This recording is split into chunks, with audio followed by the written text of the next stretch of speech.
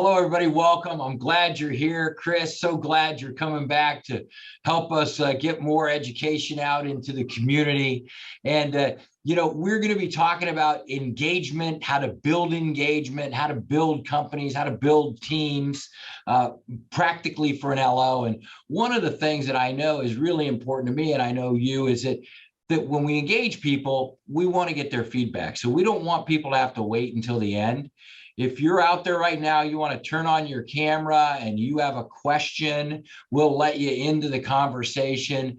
Feel free to jump in really, at any time, right? I think that's sort of what we're all about, huh, Chris? Yeah, I mean, it's kind of fun to be able to cover that topic. If you have a question, look, I think Rick and I can both say that we learn from the hard knocks of making a lot of mistakes. And if we could help you make one less mistake, that would definitely give us a lot of joy. When I look or when I want to tune into something, one of the things is I'm looking for something. I have an idea, or I'm wanting to know how to do something. And if you're in the mortgage business today and you're you're struggling of building a team, or making your customer experience increase, or you're trying to simply get more loans, we want to help, and that's what we want to cover today, is in a sense of defining your process. But to make this class or this next 60 minutes super valuable for you, we want to know what your biggest struggles are today. We want to know up front, if we could cover this particular topic, that you would see value in checking in with us today. And hopefully, if we didn't have the answer, darn sure between Rick and I, we would get you the answer. But if you have a biggest struggle today that you would truly like some advice on, or that we could help with, or in a sense guide to that direction, let us know now. We would love to be able to cover those topics as we go through defining your process. That's terrific. Now, Chris, I'm just going to tell the folks watching, when I first met Chris, he invited me on to one of his calls for his retail organization. Windsor Capital has a retail, wholesale, correspondent, a delegated. They take loans from any channel, fantastic in all channels. And I went on the call, and for me, it was really amazing, which is why I think for people watching this right now, when you talk about the performance levels of your teams and how your MLOs have designed teams around them, productive teams with different jobs and different tasks, and the level of production that each one of those MLOs is seeing monthly. I mean, I was hearing numbers in the 100 range, I think, from some of your MLOs. And you have not the largest team of MLOs, but their production is huge. Can you share a little bit about how you designed that team concept and about the designing of a team? I think that's super important for, an originator who's trying to figure out, how do I get more production? How do I get more stable production? How do I get a better quality of life? And I was super impressed. I think everybody will. If you can start there, that'd be great. Oh, awesome. Hey, I got to go back and be honest. In 2014, I was going to quit. I've been in mortgage 15, 16 years. I was burned out. I just hated it. I hated chasing realtors. I just hated it all. And I went to a conference and I met a coach group, and he changed my life. And when I come back, one of the things that I learned in that first 6 months was I need a team. I need to design a team. And not only that, all my LOs need a team. I had LOs working till 2 or 3 o'clock in the morning. If those of you on the call could relate to that. I had LOs that, no one could do it better than them or me. I didn't want to let go. I had a hard time delegating. I couldn't run a team meeting. And I was broken. I was broken in the sense of my own trap. My trap is that no one could do it better than me. And yet I'm the only one that can do it. And I thought no one else could take care of them better than me. Turns out I'm not very good. Turns out my team could take way better care of them than I could. So we have this motto around here that if you work for us, you have to be on a team or have a team. And that has really changed our life. And Rick, thank you for that comment. We're really proud of it. I only have 13 LOs. I don't live in a very sexy city. I have, there's like 225,000 people. And we do, I think this month it would be 88 million in this month, 70% purchase of a town of 220,000 people.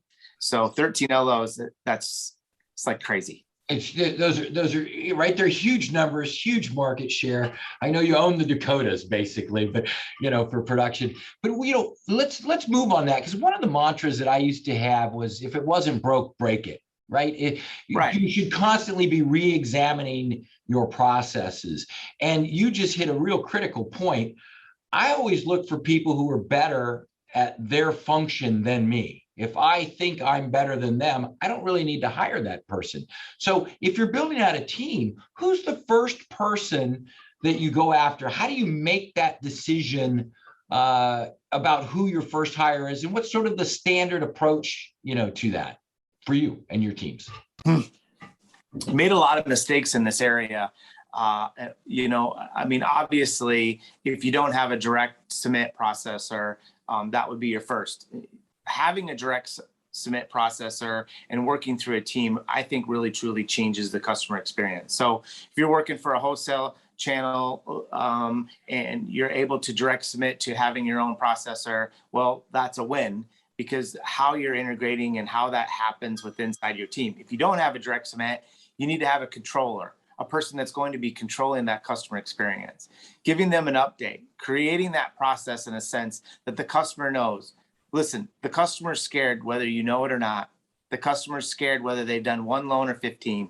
They want to know what's next. They want to make sure there's no problems. And the closer we get to the closing date, the more the stress increases. I think any of us know that answer. And so truly, if you've had that, great, you've solved that problem. And many companies are going to pay for that direct submit or having that processor, because they got to have them anyway. Wow. But the very first hire is customer experience. Being able to engage in and being that piece to be able to increase your customer experience is the first hire. And that person, you're really keyed upon the empathetic to the customer's need. It's so easy in our industry to forget about that, because we're solving problems. Originators, and good originators, are tremendous problem solvers, and they're plowing through problems every day. And sometimes, borrowers will create the problem for you. Like, I just bought a new house. I had to go buy all the furniture. Well, you hadn't closed yet. It's on your credit card. It affects me. So that first hire who's got empathy, that can walk through, that can do more of the coaching that you began with, I think is what you're suggesting is the starting point. And for me, when I say weakness, that's kind of one of my weaknesses, is working back through over and over and over and over again the same situation with a customer.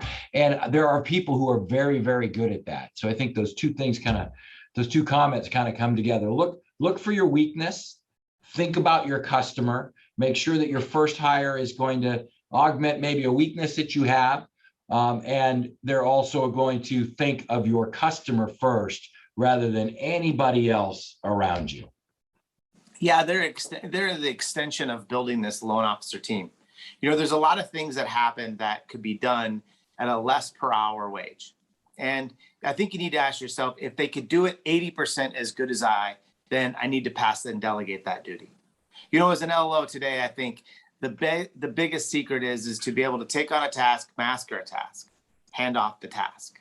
And you have to say, oh, I'm taking on this additional task.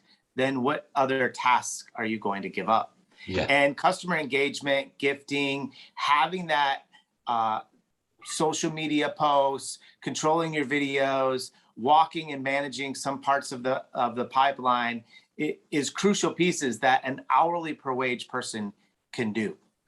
And understanding that the client needs that customer service and that care, that having an extra person doesn't mean you're out of the picture. Yeah. It's funny when you talk about the times in our career where we're ready to throw in the towel, for you in 14. And I've had those throughout my career as well. And I just thinking on what you just said, I'm looking back to a time when I started my first brokerage firm back in shoot, I'm going to age myself, but it was the late 80s, 1987. And I had a tremendous book of business, and I had to make a choice. Did I want to grow my business, or did I want to keep producing? And I took all of my real estate contacts and all of the people that I had worked with, and I turned them over to my loan officers. And to your point, the production didn't go up, right? Because they were only 80% as good at it as I was, but that freed up my time to go get more customers to bring back to the entire group, which is the team concept that you're talking about. It's the original sort of how you set up a brokerage industry. So once you've got your volume to that level, or maybe you don't, and the whole reason for the team, as you said, in your organization, which I think is brilliant, you got to be on a team. Everybody has to have a team because you can't succeed without the team. You know, if you're not on a team today and you're a loan officer, once you've decided I'm going to get this customer engagement person, then what's next? What's the next component? What are the other pieces, particularly to what you've done? I think that's really important. To walk us through the team that you've built in your organization that I totally admire. Hey, Chris, real quick, let me jump in. We got a question. I wanted to make sure I got it out to the group. Jesse Harrington, thanks so much for jumping in on the chat. So his question was, he's new to the mortgage. He's a new mortgage broker owner, less than a year into starting his business. They currently have 2 producing owners and 1 part-time processor. Do you have a recommendation for being both business owner, but also an originator, and balancing those 2 different roles, tips and suggestions? Oh, so, fantastic. Thanks so much. And Jesse, if you want to expand upon that, feel free to raise your hand. Happy to have you on the call. So Jesse, being a broker owner definitely puts in another twist. Yeah. First of all, find yourself an amazing assistant. The assistant's going to be able to take care of your calendar and assist and help with your email. If you don't do that, you're going to fall into one of the biggest traps, which is you'll be captured by that, and it's very hard to go back out and look for new money. I think that all of us should live on a theme of, a good friend of mine, Michael Burt, said, spend 2 hours a day looking for new money. And without an assistant, without me having an assistant changed my life. In fact, we shared office together for years. She now is the head of all of our customer and client experiences. So she takes care of all of our employees, and mentored a new executive assistant for me that literally takes care of everything. I always tease, I said, I can't touch my calendar without Taylor. So, having an executive assistant is a crucial hire, but also looking outside your group in this metrics. If you have a metrics that you want to live by and give great customer experience, between 5 to 7 loans that's coming through your organization should equal 1 full-time person. So you count yourself, and then you count how many you have on the front side and back side. So my number 1 LO has a 12-person team. She does about 110, 120 loans a month, and she runs a little leaner, but she's a little bit bigger. So she has room for vacation. She has room for somebody that quits, and she has room for, in a sense, a change or a move up, someone that's going to move throughout the organization or go to an underwriter job or whatever. So understanding that metrics of 5 to 7, man, your customer experience will go through the roof, which will get you more deals, which will give you more referrals. I promise you, that's the first thing that I would set up. Jesse, that's perfect, Chris. I mean, I'm sitting here, and my chief of staff, my executive assistant, has been with me for 30 years. She's sitting right outside, and she just turned and looked at me. She must be listening to the webinar.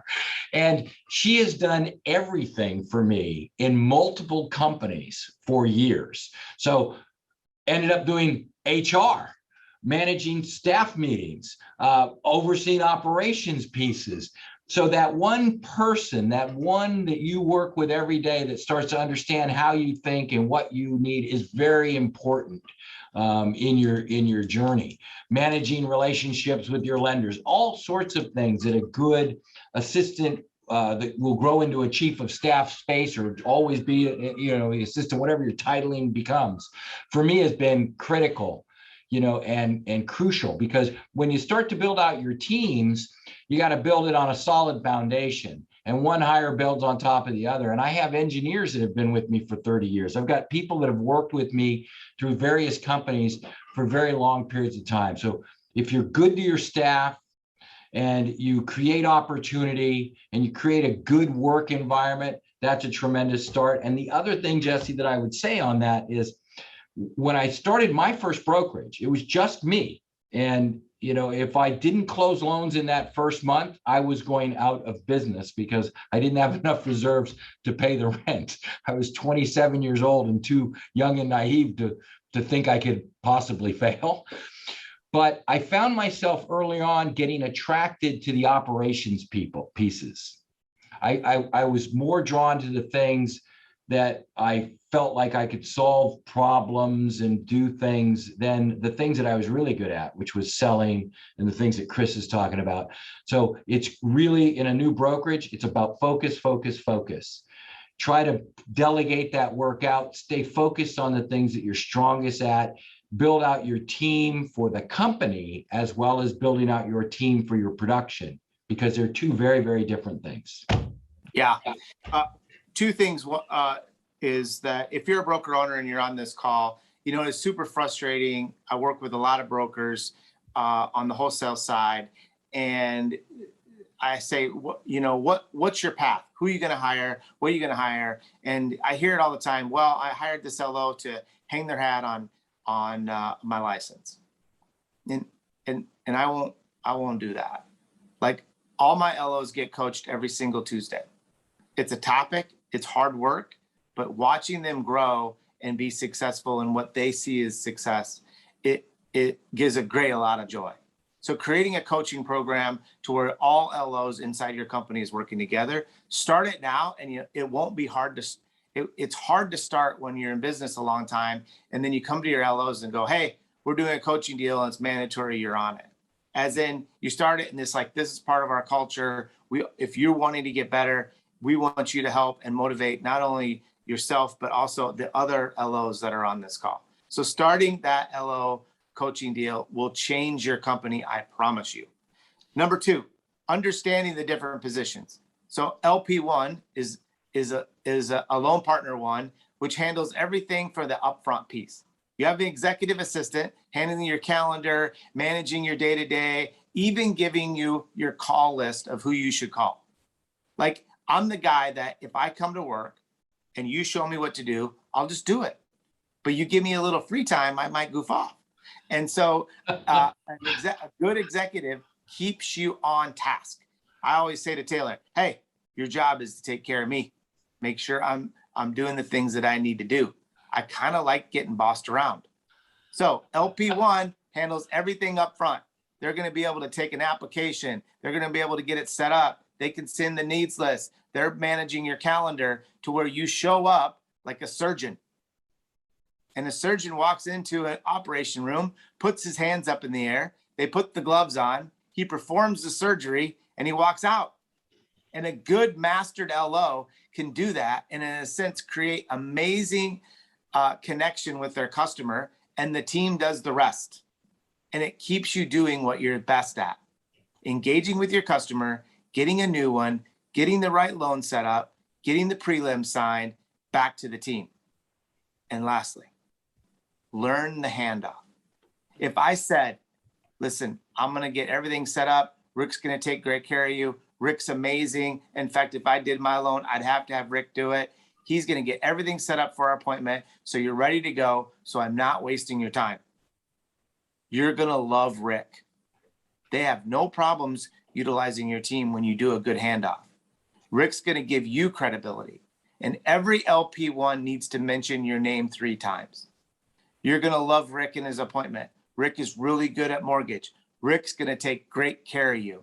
That engages you back in to that customer, which they remind themselves of, I do business with Rick, and then they will do a referral.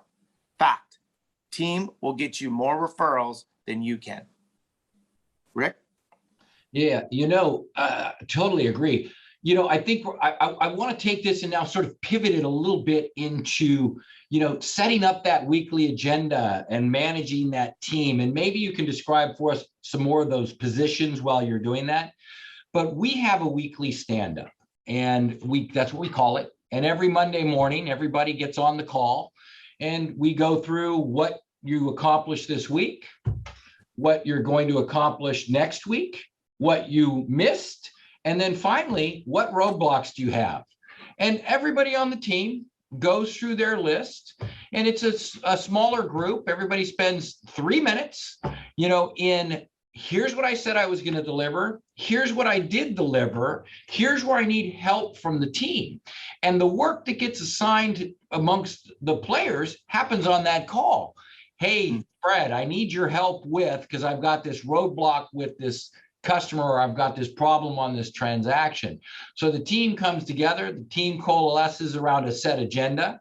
And again, as Chris said, my executive assistant manages the call. I'm a participant. I too love to be told what to do, and you create an environment or a feedback loop. So Chris, if you could, because your hands are knee deep into all of it in multiple channels. You're doing this in wholesale, and you're doing it in retail, and you're doing it in your delegated correspondent. Your mortgage bank is hitting all these channels. What's the common thread in setting up that agenda? And maybe a couple more. You've got your LP1 you just described to us. Maybe describe a couple of more, that circle of the team, the jobs in the team, and then how do you manage them on a on an ongoing or a regular basis? Yep. So just to kind of go back for that LP1 where I kind of cut off there, once that LP1 gets the prelims and everything is done and signed off, their handoff has to happen to the processor, or what we call LP2. That handoff has to say, listen, I've taken this as far as I can. We're going to now be able to give this to Taylor. Taylor is an amazing processor. She's going to walk through this whole thing with you. She's going to be connecting with you every Tuesday to give you an update. And not only an update to you, but an update to both sides of the realtors handling the transaction if it's a purchase. And communication is our key. I'm still here for you. If you need me or you need Rick, please reach back out. I'll handle it. But otherwise, I'm going to be converting it out to Taylor today, and Taylor will be connecting with you by the end of the day. So that's going to go to the processor. From the processor, she gets it all the way to the clear to close and being able to hand it back off for you to attend closing. I know not every loan officer attends their closings. For us, it's mandatory. Someone from the team has to be there. Number one, it's the handoff to the beginning of the relationship. Number two, it's where we get our referrals. So when the realtor's there, when the customer's there, everyone is right there. It is the perfect time to be able to ask. Plus, they're the happiest. They're all closing. But I think a team needs to know, Rick, if they're going to win or lose. I think if you're a college athlete, you know if you're winning or losing by the end of the day of the practice. And the coach is going to say, we won today or we lost today. And in a team meeting, I think it still has to happen. You have to set goals that says, I need 3 leads a day, or I need this amount a day. I want 1 purchase agreement. I want this many done. And you have to look at your stats and say, did I win and did I lose? The number one thing that loan officers make in a mistake is not communicating. I think communication to your team is the key to your success. So communicating what winning looks like to your team. Number 2, when your team has a problem, push them to come up with an idea to solve it. Jesse, you're new. You're going to be building a team. Let me tell you what happens. Everyone comes running to you. You're going to have a line out your door. Everyone's going to be asking you to solve these problems, and they're not going to eventually think on their own. They stop thinking, and you are the think button. Giving them the permission to figure out a way to solve something and then coming to you with a solution, whether you change it or not, is an amazing training opportunity to teach your team to think. Wow. In a team meeting, we're going to hand that out. This is simple. Like, I'm a simple guy. Of having and managing your team meetings on Monday. You're reviewing every single purchase agreement that came in. You're making sure that the calendar is right and that everybody knows the schedule for the week. You got to deal with the fires. And if you're doing more than 10 loans a month, you're going to have to increase the amount of meetings that you're having in the week. I'll let you figure out what works best for you and your team. Some of my LOs do 3 meetings. Some of my LOs do a meeting every morning. Mm. It kicks off the tempo. It starts the day. You make sure everybody's good. And don't forget the most important part, checking in with each and every teammate, making sure everybody's good, and knowing that if there's a problem, you're able to go talk to that teammate to see what you need to do to fix. We all have bad days. Sometimes we bring it to work.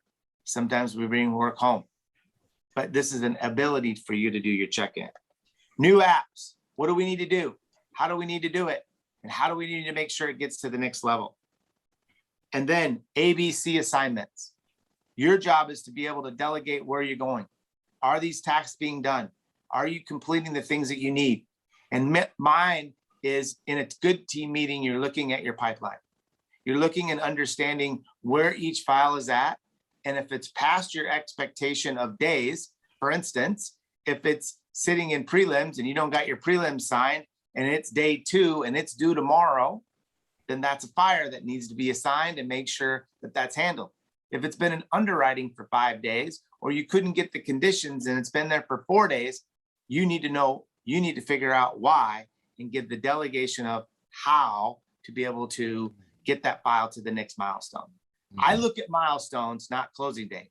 Many LOs look at closing date and they manage their team to a closing date. I think if you created an expectation out there of each file and how many days they should be in each milestone, you're going to have a better customer experience. And lastly, CDs, right? Your CDs got to go out, and how you deliver a CD is crucial to the ending the experience, that bringing it home. And we like to do it, start out with a video, letting the customer know the expectations of it, and then being able to walk through that CD creates an amazing closing. Rick, do you have anything to add or anything that you do with your team? You know, I was just making my notes while you were going through that. I'm just going to comment on the 10 things that I just heard, 1, 2, 3, 4, all the way down. And they're all spot on. First, I'm impressed that there's a handoff from each team member. You're touching the customer, you're engaging in the customer when it moves through the cycle. That doesn't happen in most mortgage companies. It goes to setup, it leaves setup, it goes to the processor, goes to the senior submitting processor, and it just moves and the customer has no idea. So I think that's a really important thing that you guys do, that each team member is encouraged and asked or required to actually engage. Because there's a lot of times when you hire processing staff, or I have over the years, and they say, well, I don't talk to customers. Well, maybe this isn't the right place for you then, because we make sure that the customer knows. Equally as impressive in that handoff portion is when they're handing off and they're saying, you can always call me. I'm always here. I haven't gone anywhere. Those little nuances are super, super important, as is attending the closing. And I must admit, when I was a loan officer, I didn't attend too many closings. Huge mistake, because that is where you get to ask for the next deal. And I remember I was constantly hunting for new real estate agents and new deals, and I was always looking, rather than cultivating what I had. The mindset that I was taught was hunt, rather than cultivate. So making sure, and that's such a simple thing, to do. The goal setting, the actuals versus what occurred, super important. If part of your team's job is to fill your funnel, because you hit it, those milestones throughout the process, you have milestones in getting new sales. You have to send out so many emails, or you have to, set social media. You've got to do certain things. You got to go to realtor functions as an originator to get flow to come to you. If some of those things are being done by other people, to your point, we want to make sure that they're feeding you, every day. The other thing I really like, no problem without a solution. Always did that. Don't bring me a problem. Bring me what was your problem, your suggested solution. Because without a solution, you're asking me to do your work, which was another point that you made, really, really well. So, and the fact of following up with your teams and engaging with your teams, I guess I'll go back to Jesse, the new owner, in the 1 year, or somebody who's just getting a new team up. The team is what's important. And I haven't had people work with me for 30 years because they didn't feel like they were engaged in the company and the process, and the success. And the key to any great company is you want to build it once. So who you hire is as important as what you have them doing. I think that was all fantastic, right down to the ABCs. Always be closing in my world. Always be closing. That's right. Yeah, I'm telling you, one of the best referrals you can get is a current customer referral. And we're constantly running little kind of contests with the teams to be able to compete with each other of getting them. And it kind of comes a fun little process. And I got to tell you this story. I had one of my LOs, we were in this contest, which team could get the most referrals for the month. This loan officer won, and I said, how'd you do it? He says, number one, I couldn't do it without my team. And I says, wow. You see, he got a lot of referrals because his team engaged and wanted him to win. Your team wants you to win. When you create a team, I wouldn't hire anyone that doesn't have that mindset. But when he started to ask, he led by example. You LOs out there, creating a team doesn't mean that we work less hours. Right. You see, we lead by action and we lead by example. That's right. He called this customer and he says, hey, I got to thank you. You gave my team 3 referrals. If you give my team 1 more referral, you would be the number 1 referring customer that I have. So he gave him 2 more. Yep. He gave him 5 referrals in 1 ask. Well, actually 2 asks. He asked and so did the team, but he thanked them. Yep. And getting a referral and having you and yourself make a big deal about it is something that I see a lot of loan officers screw up with, Rick. Yeah. Is that they don't call back with appreciation and gratitude for an actual deal. And we make stupid money per transaction. You should make a huge deal when you get a referral that you could be able to take care of, because getting a deal costs money. Yeah. Getting a referral is free. Chris, and building that team is really the beginning of transitioning from what I described myself as early on in my career as salesperson to a leader. And leaders are servants. The greatest leaders are always looking to serve the people that are their constituents. So when you start to build a team, then those people are part of the team. You want success in their life. You want good career paths for them. You want for them, and they need to know that. And once you've drawn that team together and you're bringing your customer inside, it's a formula for success. Complete and total. I was talking to a broker a couple of days ago. And he said, Rick, we're having a debate in our office, about what loan officers, we have this team concept, very impressive way that he's built his business. He said, we've begun to hire other LOs that are coming in that don't want to be part of our team concept, and it's really not mixing well. And now we're getting to the point where we've got loan officers that are underproducing, and we can't decide whether we should keep them in our company or not. And I'll say one thing about a team, all ships don't rise. What happens if you have people in your organization that are not performing to the level of others and you let them stay there, you'll end up losing your good people. The good people will go somewhere where they can be appreciated, where the success and talent and the drive that they exhibit is rewarded. So very important that everybody is on the same, page, and that you're guiding them through, here are the expectations, here's your role, here's how we talk with the customer. All of those things that you pointed to are things that, broker owners are dealing with every single day of the week. What do I do with underperforming Johnny, who closes 1 or a half a loan every month? But he's such a nice guy and everybody around the office likes him because he's always telling jokes and he's fun. He's taking the will to live, but what do you think about people who are wrestling with a team concept or just sheer, I'll hire as many licenses as I can get my hands on and let them do whatever they like? Yeah, that model never really worked well for me. It just doesn't. I don't think it's good for your brand. I think that you think you're making money, but you're really not. I would be very curious to know if you really looked at your time and you're managing your time, how much time were you spending? Were you spending your time with non-producers that normally are the ones that are complaining? They're normally the ones that are creating office drama because they have time to do it. And at the end, is this really truly what my company is? And is this your model? And is this what you want? You know, you look at the teams, they're usually less drama. There's usually very little that I have to do to be able to manage that team. All my LOs pay for their team, but the processors. So they pay for the whole front end. I pay for the back end. And I've even paid for LOs for 6 months and says, this is how much I believe in you. This is how much it's going to change your life. I will pay for the first 6 months to prove it.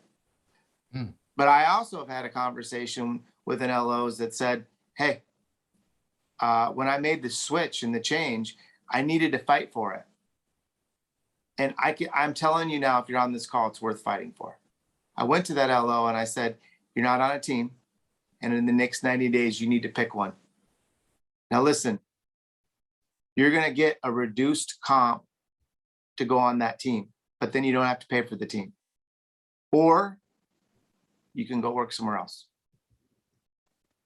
And I don't want to lose you, but I want to see you at your best. I've never lost anyone. No one's ever quit me. I made that switch. It was super scary. I ain't going to think that I don't want anyone in this call to think that I wasn't scared. I was scared. I didn't want to lose her. She was a pretty good producer, but she was my bottom. She's probably doing $2.5 million a month. So she's my towards the bottom. And she's pretty good. She's been in the business a long time. She made the switch. A month ago, she said, Chris, thank you. That was the greatest thing you ever did, was push me to be on a team. I'm better at home. I'm a better mom. I'm a better wife. I'm a better loan officer. Wow. So Chris, let's stick on that one for a minute, right? Because $2.5 million in production. I don't know what the average loan size is in your market, but I'll use the national average, somewhere around 400,000. 275. 275. Okay, so 275. So that's 10 loans a month, 9 to 10 loans. Call it 9. You know, a lot of people would be happy with 9 loans a month and that level and really wouldn't push it further. But in your organization, when you have people doing 100, the person doing 9 says, I need to get to the 100 and I can't do this on my own. And this team concept that you talk about and that you work so hard on in your organization, it works. And when faced with the hard choice, you gave them the hard choice. But equal to that, the MLO, that person who made that shift, had to learn a lot of delegation and a lot of agenda management and other things. How did you coach her through that first couple of months of that transition to where her production, obviously, it probably doubled or more, I would imagine? Well, actually, her production didn't go that much up, but I think it's understanding what the LOs, but there's a rainbow at the end of this deal, which is she got life balance back. Right. And so, her goal wasn't really truly to make more money, but her goal was to get more life balance. And yet she wouldn't spend the money to build the team. And she wasn't a very good leader. And the LO that she picked is an amazing leader and it runs an amazing team. And so when she went to go work underneath that team, she paid him 20 bips. So he got a 20 bip override and he paid for all the team costs. So really, truly, it was a win-win for both. He got some of his team paid from the override. She paid less because she didn't have to pay for a full team. And she got her life back. And she got enough incremental production to cover her costs, I would imagine, getting her life back. Yeah. Well, it was a win through COVID, obviously, because, everybody killed it through then and every team was stressed out for sure. And as it's leveled back out and we're back into, really a heavy purchase market, customer experience is the key to getting that referral. Yeah. And if she's stressed out and she's trying to do 10 loans a month and trying to do a really good job, you're going to drop a couple things. And now she's got someone helping her She's not dropping things. She's got great quality of life. And naturally, she's getting more referrals. Yeah, Chris. Oh, let me jump in. We got a question real quick here. Yeah, please. So this one's from Natalie. It's a really good question. So one of the things that you mentioned was when you were kind of building out the team, talking a little bit about finding ways for them to spend additional time prospecting or looking for new money, I think is the term that you use there, Chris. Could you guys talk about a few of the practices that you have in mind for those sorts of, practices, I guess? Sure. So looking for new money for a team or looking for new money for an LO. So to me is the highest activity. If you took your year to date and figured out what your hourly rate was, I think you'd be shocked. I just made my LOs do the math. When they figured out what they were making per hour and yet they were stuck into operational things, it was a wake-up call for them. So, an LO's job is creating and maintaining the relationships for your referral partners and connecting with your database twice a year. Now, do you need a birthday program? Do you need an anniversary program? Yes. Can someone else run that and no one would know? Absolutely.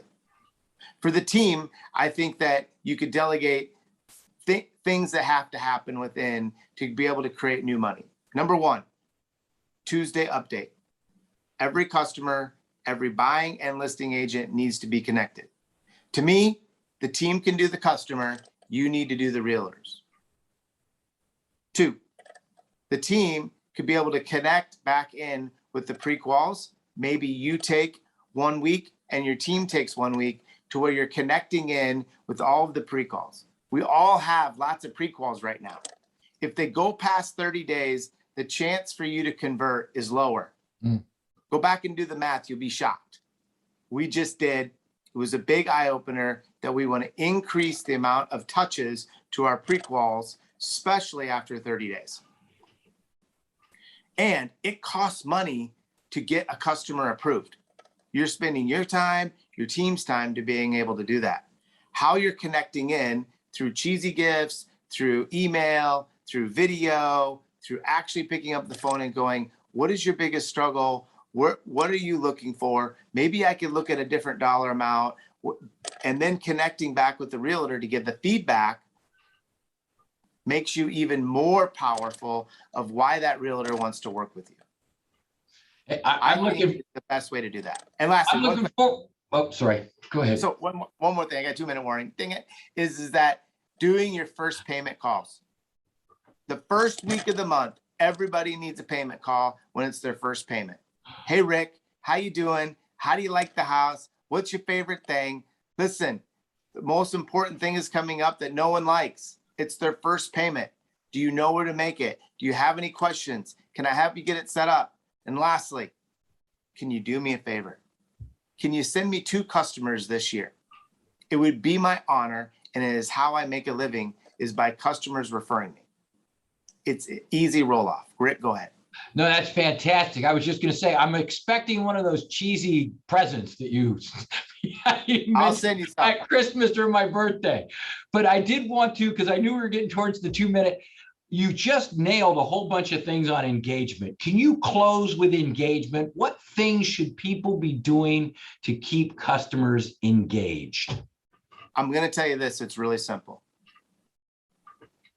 Customers don't remember what you say. Customers only remember the way you make them feel.